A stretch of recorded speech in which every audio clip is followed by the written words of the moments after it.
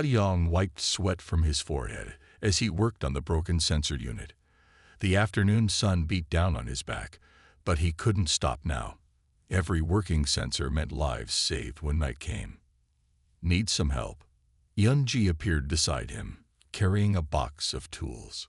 Always, Taeyong smiled. At 25, he had never seen Earth. He was born on Haven, like many of the younger colonists. Yunji, the communications specialist, was 2 years older and remembered Earth as a distant dream. "I found something strange last night," she said, her voice low. "I was scanning different frequencies and picked up a pattern." Taeyong stopped working. "A message?" "Not exactly. More like interference. It's not natural." They looked at each other. If someone was blocking their signals, it meant the colony wasn't simply forgotten. It meant someone wanted them isolated. In the security center, Ji Woo reviewed footage from the previous night's attack. The shadows moved fast, their dark bodies blending with the night, but something caught her eye. She froze the image and zoomed in. "That's not right," she whispered. What they called shadows weren't shapeless creatures. In the frozen image, she could see a form, 2 legs, 2 arms, a head. It wore some kind of armor. The door opened and Daeho entered. "Any insights from last night?" Jiwoo hesitated, then turned the screen toward him. "They're not animals, Administrator. Look." Daeho stared at the image, his face paling. "They're intelligent.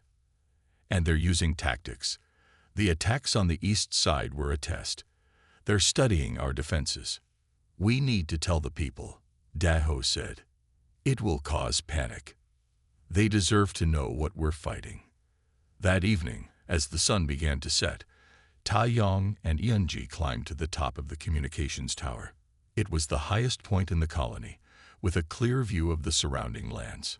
"If someone is jamming our signals," Taeyong said, "we need more power to break through." Yunji nodded, connecting their equipment to the main array. "This might drain half the colony's power reserve.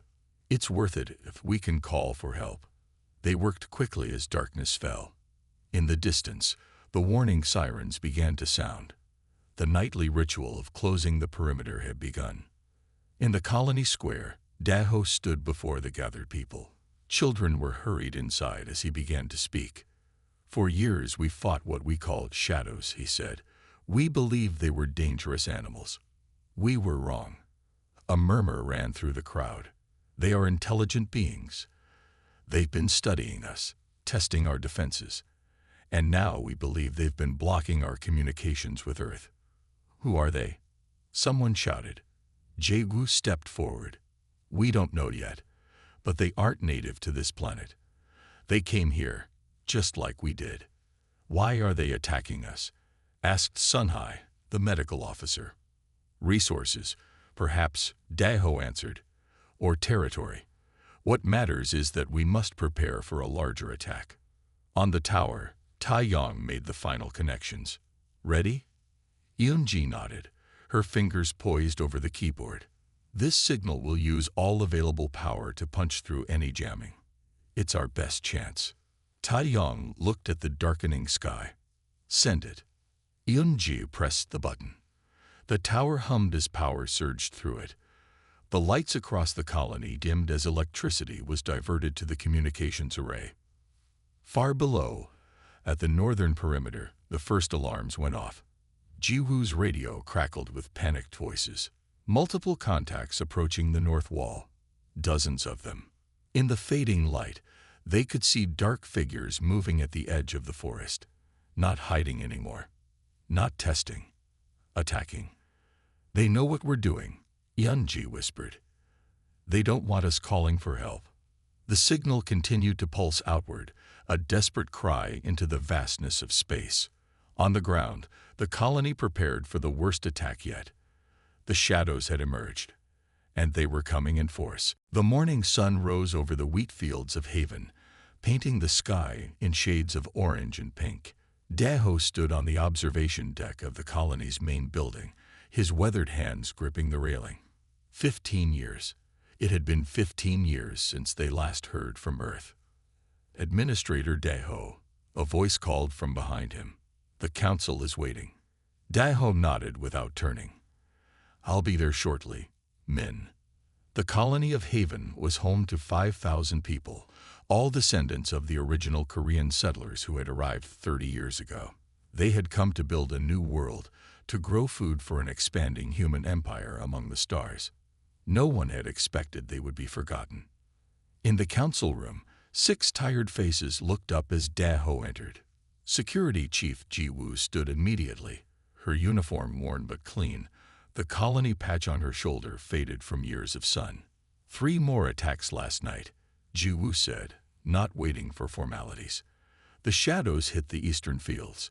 We lost 2 harvesters and nearly an acre of crops. Daho sank into his chair. Casualties. None this time. The alert system worked. A small victory, at least.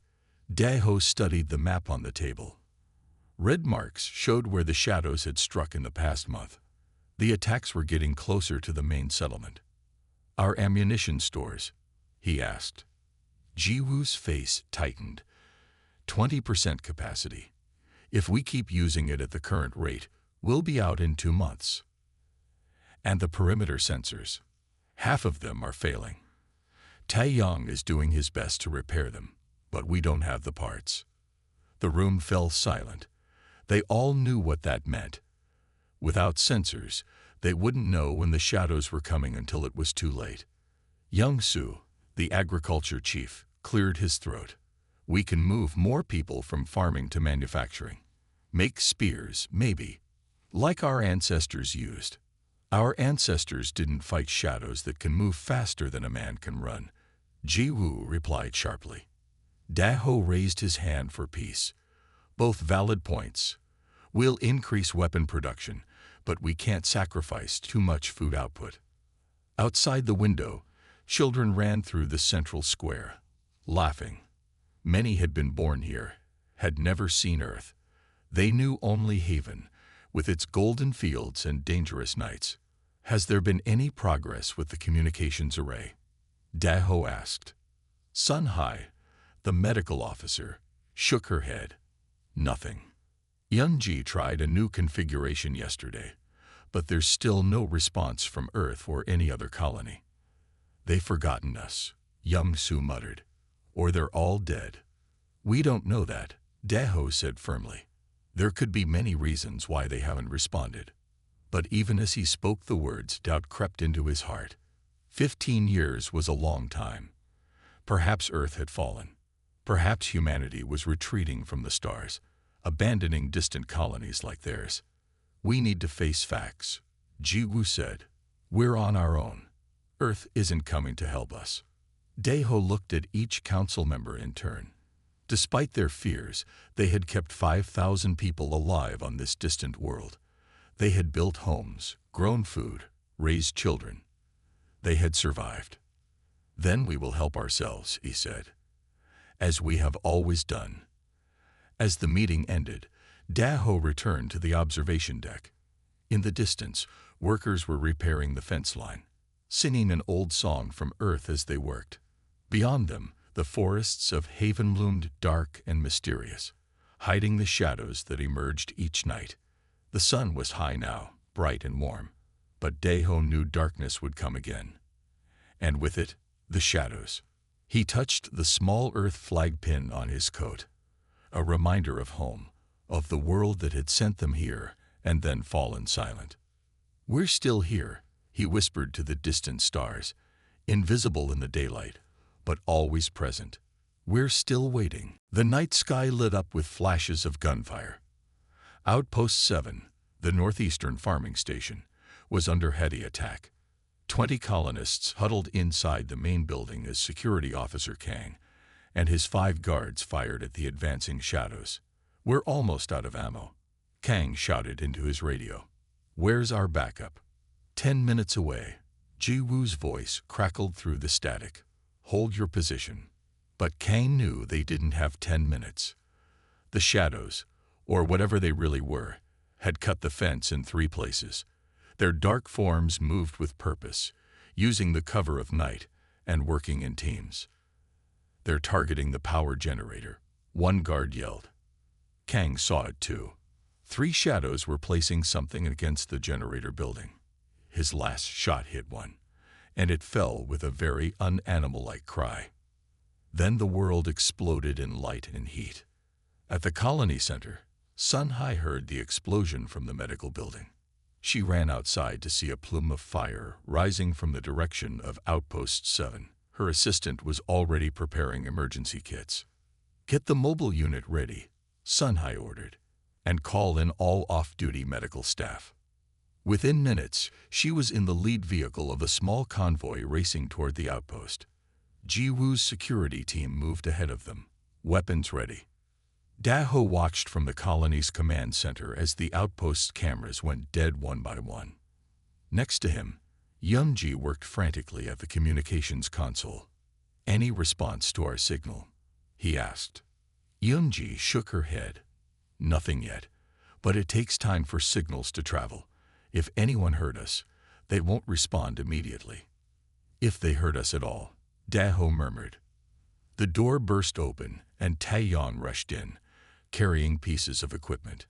"Administrator, the thing we shot down last week, I think I know what it is now." He laid the parts on the table. What they had thought was a strange animal was clearly mechanical. "A drone. They've been watching us," Taeyong explained. "These are surveillance devices. And look at this." He pointed to a symbol etched into the metal. "I found records of this in our database. It belongs to a species called the Kangpei." "I've never heard of them," Da-Ho said. "They're raiders. They attack isolated colonies, steal resources, take slaves. They were thought to be just stories, but..." A call from Ji-Woo interrupted them. "We've reached Outpost 7. It's gone, sir." The main building collapsed. The generator explosion took out half the compound. Da-Ho closed his eyes briefly. "Survivors. We're searching now. Sun-Hai is treating the wounded." Sun-Hee worked quickly in the smoking ruins of Outpost 7. 3 dead, 8 seriously wounded, and 7 more with minor injuries. Officer Kang had burns across his back from shielding a child during the explosion. "The shadows," he whispered as she treated him. "They're not shadows. I saw them clearly when the generator blew. They wear armor. They have weapons." "Save your strength," Sun-Hai told him. "We're evacuating everyone back to the main colony." In the distance, more explosions lit up the night. The Kangpei were attacking other outlying farms. By dawn, the survivors from all outer settlements had been brought to the main colony. Ji-Woo's security forces established a defensive perimeter, but everyone knew it wouldn't hold against a determined attack. Da-Ho called an emergency meeting of all colony leaders. "The outer farms are lost. We've pulled everyone back to the central compound," he announced. "Based on what we now know, we're facing an organized invasion by a species called the Kangpei." "How do we fight them?" someone asked. Da-Ho looked at Ji-Woo, who shook her head slightly. Their ammunition was critically low. "We defend what we have," Da-Ho said firmly. "And we pray that our signal got through." Outside, the sun rose on a colony under siege. Smoke rose from burning fields, and on the horizon, dark ships had begun to land. "We need more power," Taeyong shouted over the sound of distant explosions. He and Yunji had moved their equipment to the colony's central power station. All around them, people worked frantically to strengthen defenses. "If we take any more, the defense systems will fail," Yunji warned, her fingers flying over the keyboard. "They're going to fail anyway when the Kangpei attack in force," Taeyong said. "Our only hope is to get a message through to Earth." Yunji looked at him, then nodded.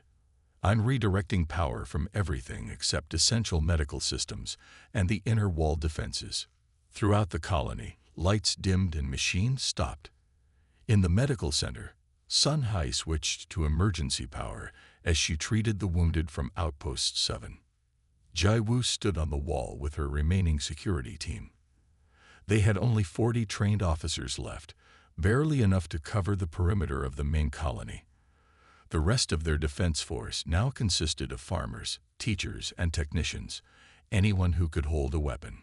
"They're coming," her second-in-command said, pointing to the dark shapes moving across the fields. Jiwoo raised her binoculars. The Kangpei moved in formation, their armor gleaming dully in the fading light. They carried weapons unlike anything the colonists had ever seen. "Tell everyone to hold fire until they reach the outer marker," she ordered. "We can't waste ammunition." She keyed her radio. "Administrator, they're approaching the north and east walls. At least 200 of them." "Understood." Daho's voice came back. "Taeyong says they need 10 more minutes." 10 minutes. Jiwoo wasn't sure they had that long. In the power station, Taeyong connected the last set of cables to their makeshift transmitter. They had converted the colony's atmospheric sensor array into a powerful directional beacon. If it worked, the signal would be strong enough to punch through any jamming. "Ready?" he asked, looking at Eunji. She took a deep breath. "This will burn out most of our electrical systems. Once we flip this switch, we'll be in the dark." "We're already in the dark," Taeyong said quietly. "At least this gives us a chance." Eunji nodded and initiated the sequence. Channeling power now. Signal charging at 40%, 60%, 80%. On the wall, Jiwoo heard the first shots fired. The Kangpei had reached the outer marker, and her defenders opened fire. The alien raiders returned fire with energy weapons that melted holes in the concrete wall. "Fall back to position 2," she ordered as part of the wall collapsed. Civilians armed with makeshift spears and farm tools formed the second line of defense. An old man standing next to Jiwoo held a sharpened piece of metal attached to a broom handle. "Never thought I'd die fighting aliens," he said with a grim smile. "We're not dead yet," Jiwoo told him. Her radio crackled. "This is Taeyong. Beacon firing in 30 seconds. Brace for power surge." Eunji watched the power levels climb to maximum, ready to fire. Taeyong took her hand. "Let's hope someone's listening." She pressed the button. The entire power grid of the colony surged into their transmitter. The lights went out completely as every spare watt of energy was channeled into one massive burst of communication. The sensor array glowed white-hot, then fired a concentrated beam straight up into the night sky. For one brief moment, the entire colony was illuminated in harsh light as the energy discharge created a miniature sun above them. Then darkness fell. Complete darkness. In that darkness, the sound of the Kangpei breaching the outer wall was terrifyingly clear. Daho helped distribute the last of their light sources, chemical glow sticks and battery-powered lanterns. The colony was now running on minimal emergency power only. "Did it work?" he asked when Taeyong and Eunji joined him at the command center. "The signal went out at full strength," Taeyong said. "If anyone is in range, they'll hear it. And if no one is in range." Taeyong didn't answer.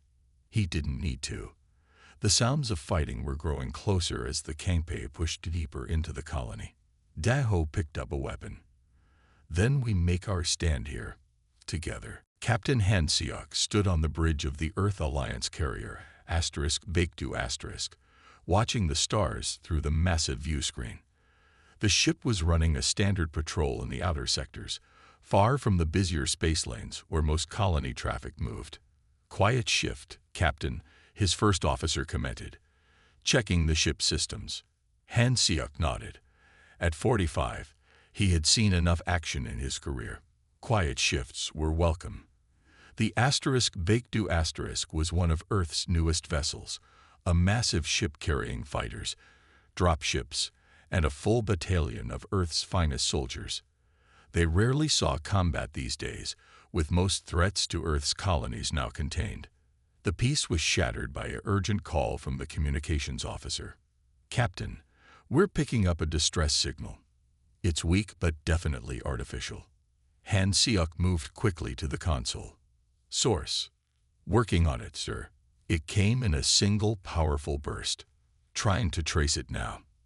The bridge crew fell silent as they worked. After a moment, the communications officer looked up, her face pale. "Sir, it's a Korean colonial identification code. From Haven." Han Seok froze. Haven. That's impossible. Haven went dark 15 years ago. The signal is definitely from Haven, sir. And it's a priority 1 distress call. Han Seok turned to his navigation officer. How far? 8 hours at maximum speed. Sir. Set course immediately. And call Lieutenant Du Yun to the bridge. Lieutenant Du Yun was training with his HFY drop force when the call came.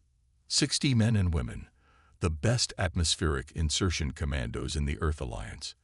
They specialized in high-altitude, high-speed deployments into hostile environments. Du Yun met the captain in the tactical room, where a holographic map of the Haven system was already displayed. Haven, Han Seok said without preamble. We received a distress call. Du Yun's expression remained professional, but his eyes widened slightly. Haven has been listed as lost for years. Apparently not, Han Seok replied. The signal was brief but clear. Korean colonial code, priority 1 distress. That means imminent danger to the entire colony. Any details on the threat? None. The signal was just a beacon, no message attached. But it took enormous power to reach us from that distance. Han Seok pointed to the map. We'll arrive in approximately 8 hours. I want your team ready to drop the moment we enter orbit. Du Yun nodded. The HFY will be ready. Sir. In the drop bay, Du Yun briefed his team.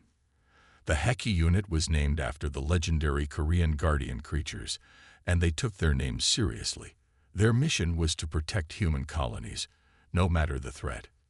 We know almost nothing about the situation on the ground, he told them. Haven was established as an agricultural colony 30 years ago. Contact was lost 15 years back. Most assumed it was destroyed by natural disaster or native life forms. But somebody's still alive down there, one of his soldiers said. Yes, alive and in serious trouble. Du Yun activated the display showing their drop pods. We'll go in hard and fast. Full combat load. The *Baekdu* will follow with reinforcements, but we're the first response. What if it's a trap? Asked Sergeant Minho, his second in command. Then we spring it, Du Yun answered simply. But that signal was Korean colonial code. Our people are down there, and they've been waiting for help for 15 years. As the *Baekdu* raced toward Haven, the crew prepared for battle. In the armory, soldiers checked and rechecked their powered combat armor. The medical bay readied for casualties. Fighter pilots ran simulations based on the limited data they had on the Haven system. On the bridge, Captain Han Seok studied the last reports from Haven before it went dark. Nothing unusual, just routine colony updates, crop reports, and requests for supplies. What happened to you? He murmured, looking at an old image of the colony. Green fields, simple buildings, 5,000 colonists making a new home on a distant world. The navigation officer interrupted his thoughts. Captain, we're pushing the engines to maximum. New ETA is 7 hours, 20 minutes. Han Seok nodded. Good. Let's just hope we're not too late. 3 days. The colony had been under attack for 3 days. Jae-woo crouched behind a fallen wall, her last pistol held tight in her bloody hand. Around her, the remaining defenders used anything they could find as weapons. They had run out of ammunition on the second day. They're coming again, someone shouted. The Kangpae had been smart, attacking in waves, giving the defenders no time to rest. Each assault pushed them further back into the center of the colony. Now they were making their final stand around the medical building, where Sun Hai treated the wounded with dwindling supplies.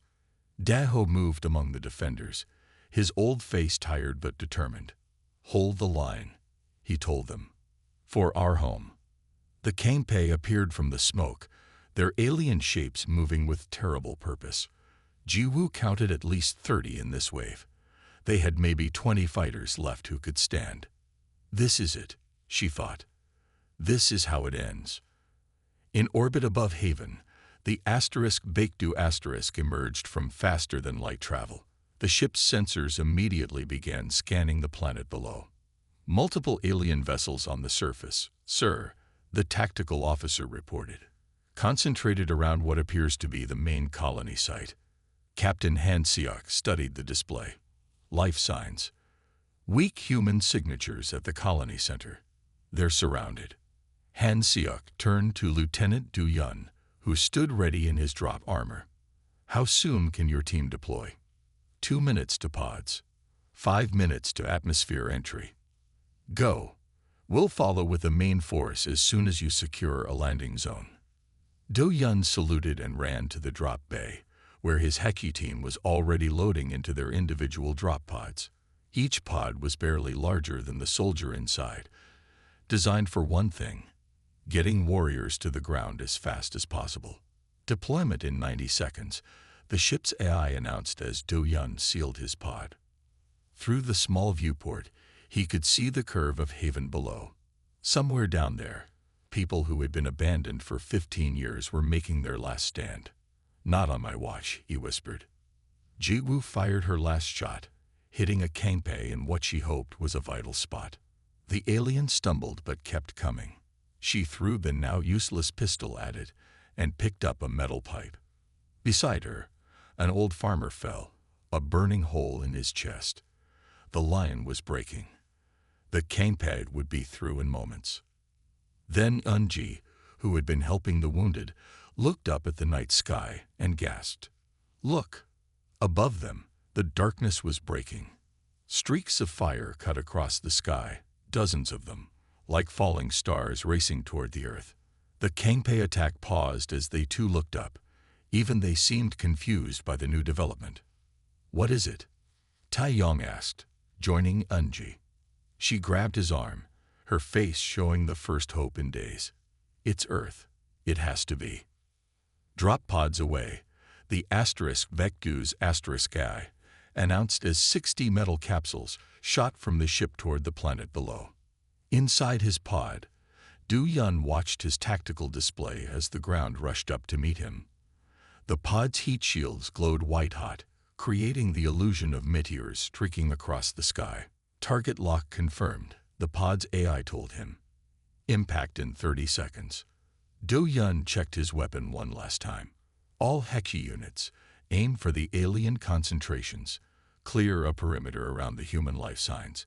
Show these bastards what happens when you attack an Earth colony. The acknowledgments came back clear and determined. The HFY were going to war. The burning streaks grew larger and brighter.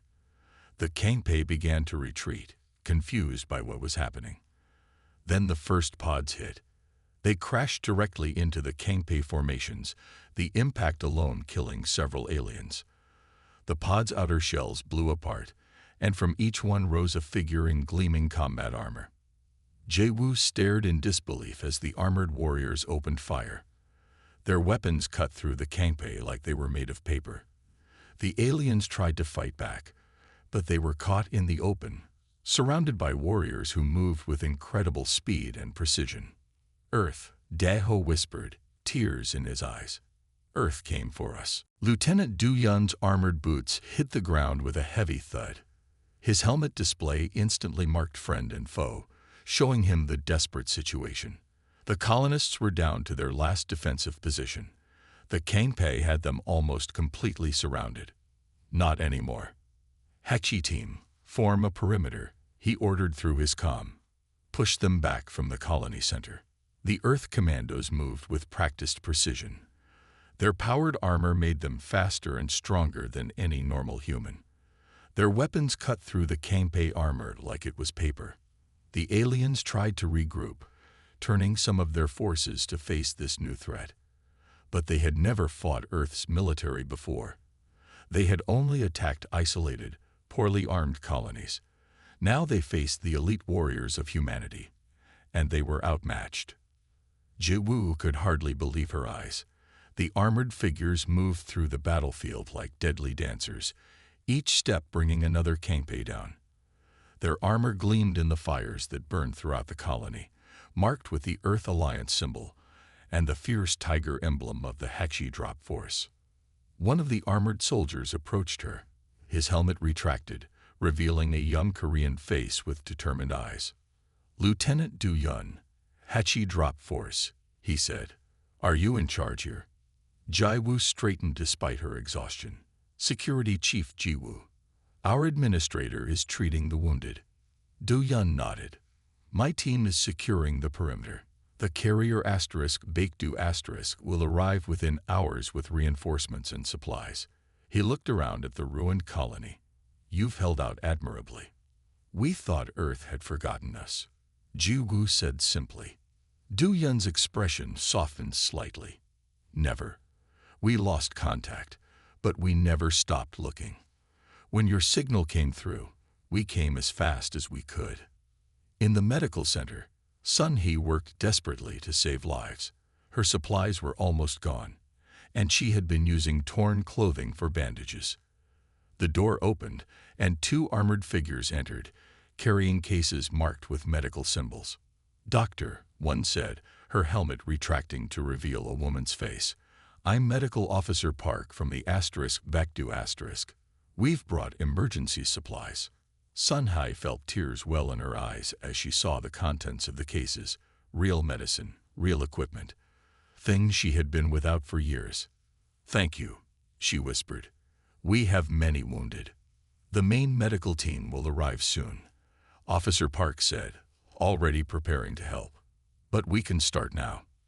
Outside, Tai-yong and Eunji watched in amazement as the Earth Commandos set up defensive positions around the colony. The few remaining Kangpei had flowed into the darkness. "I can't believe it worked," Eunji said. "Our signal actually reached them." Tai-yong nodded, watching a group of commandos set up what looked like a powerful communication array. "Look at their technology. It's so advanced." A commando approached them. "You the ones who sent the signal?" They nodded. "Impressive work," the commando said. "Our communications officer said it was the strongest burst transmission she'd ever seen. You practically burned out your entire power grid to send it. It was our last hope," Eunji said. The commando grinned. "Well, it paid off. Earth heard you loud and clear." Daho stood with Lieutenant Du Yun on what remained of the colony's central building. Around them, the HFY team had established a secure zone. The night was growing quiet as the Kangpei retreated to regroup. "The Baekdu will be here within 2 hours," Du Yun explained. "Captain Han-seok is bringing everything we need to defend and rebuild." "After all these years," Daho said, his voice thick with emotion, "we had almost given up hope." Du Yun placed a hand on the old administrator's shoulder. "Earth never abandons its people, sir, no matter how far they go." He pointed to the sky. "Look." Above them, new lights appeared. Not the streaks of drop pods, but the steady glow of ship engines descending from orbit. The Baekdu was coming. "Tell your people," Du Yun said, "that they're not alone anymore." The massive Earth Alliance carrier Baekdu descended through the clouds like a mountain coming to rest. Its huge engines glowed blue against the dawn sky. The ship was over 1/2 kilometer long, dwarfing the colony buildings below. As the first light of morning touched the colony, the people who could walk came out to see their salvation. Children who had been born on Haven, who had never seen an Earth ship, pointed and gasped. The older colonists wept openly. The Baekdu hovered above the central field, too large to land. Smaller craft began to launch from its bays. Medical ships, transport vessels, and combat dropships that formed a protective circle around the colony. Ji-woo stood with Lieutenant Du Yun as the first transport touched down. The door opened, and a tall man in a captain's uniform walked out, followed by medical teams and soldiers carrying supplies. "Captain Han-seok," Du Yun said with a salute. The captain returned the salute, then turned to Ji-woo. "Security Chief, your colony has shown remarkable courage." Wu tried to stand straighter despite her exhaustion. "We did what we had to do, sir." Han Seok nodded with respect. "I need to meet your administrator. We've detected Kangpei ships regrouping beyond the far hills. This fight isn't over yet." In what remained of the colony's command center, Daho met with Captain Han Seok and his officers. Maps and holographic displays showed the positions of both Earth forces and the Kangpei. The Kangpei fleet consists of 3 main ships and several smaller craft, Han Seok explained. Based on their movements, they're preparing for a larger attack. "Why are they so determined to destroy us?" Daho asked. "Intelligence suggests this particular Kangpei group has been raiding isolated colonies for years," Han Seok said. "They've destroyed at least 3 others in nearby systems. They target places they think Earth has forgotten." "But Earth didn't forget us," Daho said quietly. Han Seok's expression was firm. "No, we didn't. The Kangpei have been jamming long-range communications in this sector. That's why we lost contact. But your signal broke through." He turned to a tactical display. "And now they'll learn what happens when they attack Earth's people." Outside, Earth Alliance medical teams treated the wounded. Sun He worked alongside them, amazed by their advanced equipment and medicines. "You've done incredible work," one of the Earth doctors told her. "How did you manage with such limited supplies?" "We adapted," Sun He said simply. "We had to." Across the colony, Earth soldiers distributed food, water, and emergency supplies. Some colonists simply sat in shock, unable to believe that help had finally arrived after so many years. Tai Yong and Yunji helped Earth technicians set up new communication equipment. The young Earth officers were impressed by the colonists' ingenuity. "You modified an atmospheric sensor array into a subspace transmitter," one said, studying their work. That shouldn't even be possible." "We had good teachers," Tai Yong replied. "The colony's first engineers taught us well." In orbit above Haven, Earth fighters engaged the first wave of retreating Kangpei ships. The alien vessels were no match for Earth's military technology. The sky lit up with explosions as the Kangpei fleet was systematically destroyed. On the ground, Captain Han Seok received reports of the battle from his tactical officers. "The Kangpei are attempting to retreat, sir. Fighter Squad 3 has engaged them. No survivors," Han Seok ordered. "They've attacked too many colonies. This ends today." Wu, who stood nearby, glanced at the captain. His face showed no emotion, but his eyes held cold determination. "Is that standard procedure?" she asked quietly.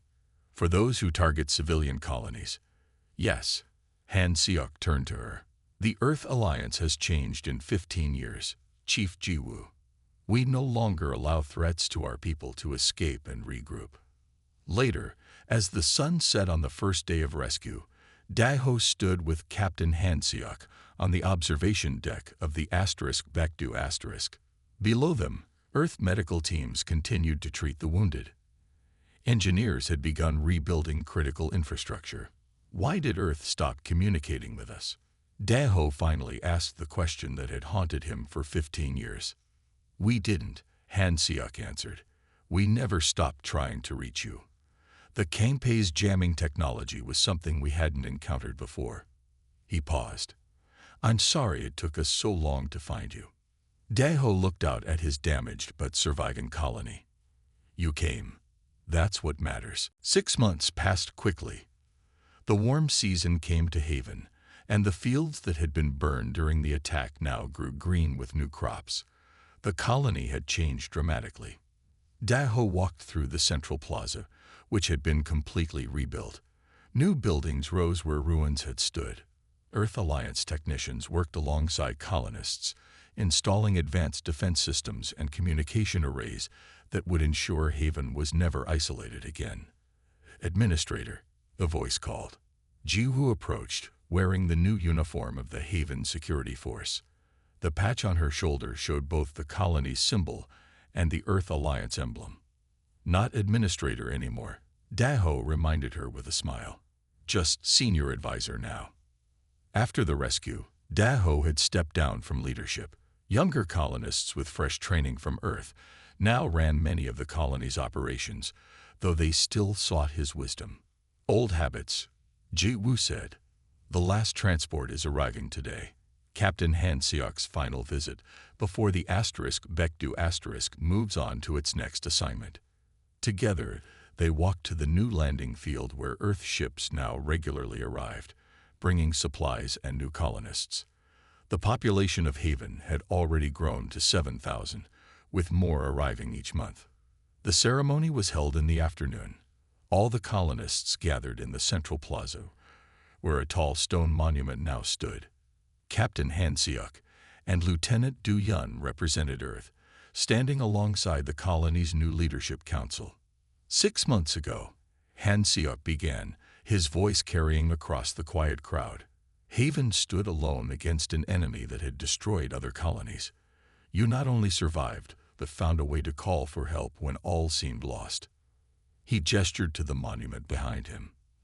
The carved stone showed Earth commandos descending from the sky, their drop pods leaving trails of fire like falling stars. This monument will remind future generations that no matter how far humanity travels from Earth, we remain one people. No colony stands alone. Daho stepped forward to remove the cloth covering the base of the monument. Carved into the stone were the names of those who had died defending the colony. Sunhai, now the head of Haven's expanded medical center, wiped tears from her eyes. Many of those named had died in her care during those terrible days. After the ceremony, Tai Yong and Yunji met with Lieutenant Du Yun near the new defense center. Both young colonists now wore Earth Alliance training uniforms. "Are you sure about this?" Du Yun asked them. "The training on Earth is difficult." "We're sure," Tai Yong said firmly. "What you and your team did for us, we want to do that for others." Yunji nodded. "There might be other colonies out there, cut off like we were.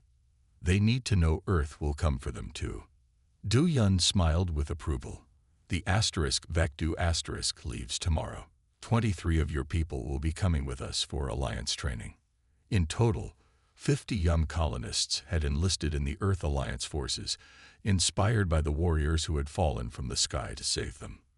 As evening fell, Daho sat on the porch of his new home. From here, he could see the lights of the colony shining brightly against the gathering darkness. Defense towers stood at regular intervals, their sensors watching for any threat. Jewu joined him, bringing 2 cups of tea. "I never thought I'd see it like this again," she said, looking out at the thriving colony. "Better than before," Daho replied. "We're not just surviving now. We're growing." Above them, the night sky was clear and brilliant with stars. Somewhere up there, Earth Alliance ships patrolled, making sure no colony would suffer as Haven had. "Do you think they'll find other colonies like ours?" Jiwoo asked. "Places that lost contact?" "I hope so," Daho said. "And when they do, some of our own people will be among the warriors who fall from the sky to save them." He raised his cup in a silent toast to the stars above, to Earth so distant yet now so close again, and to the future of humanity among the stars, never again to be truly alone.